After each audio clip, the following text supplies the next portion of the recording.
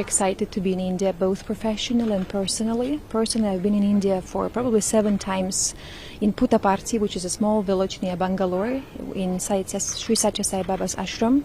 And he's my beloved guru, so again, being here as a deputy minister with my official visit is of a huge excitement.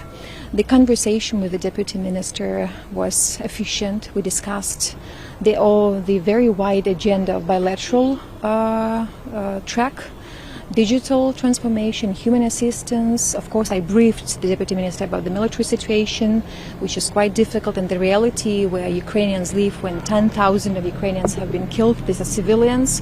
When the civilian infrastructure has been damaged and broken and by the missiles attacks. So I think it was an important conversation, and we hope that our political dialogue would be much more intensified.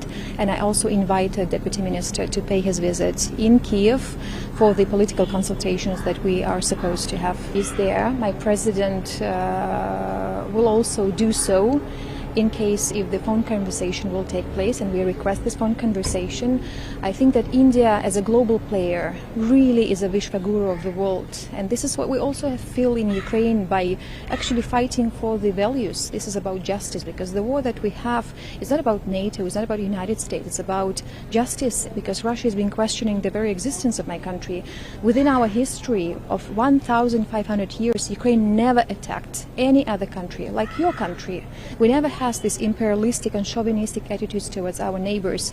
So I think for us it's crucial that we are the victim of the war, of unprovoked war, of the neo-colonial war.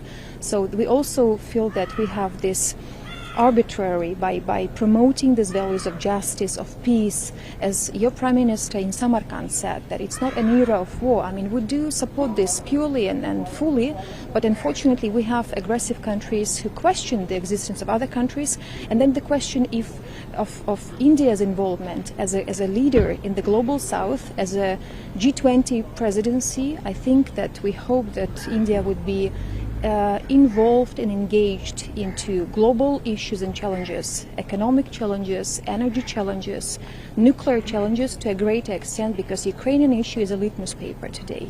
Ma'am, how do you see India importing energy from Russia? How do you see India importing energy from Russia? I mean, look, we are not in the position of instructing India in their economic ties with other countries.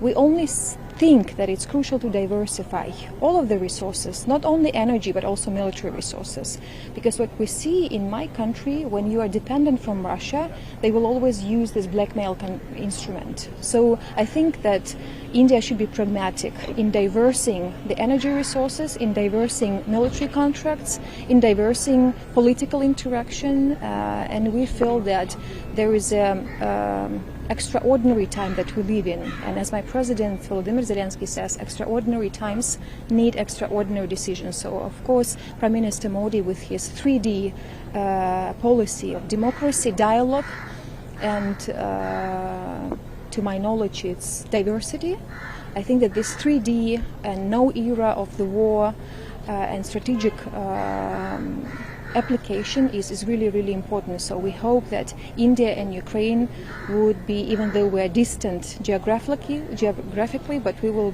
become closer physically and politically and in many other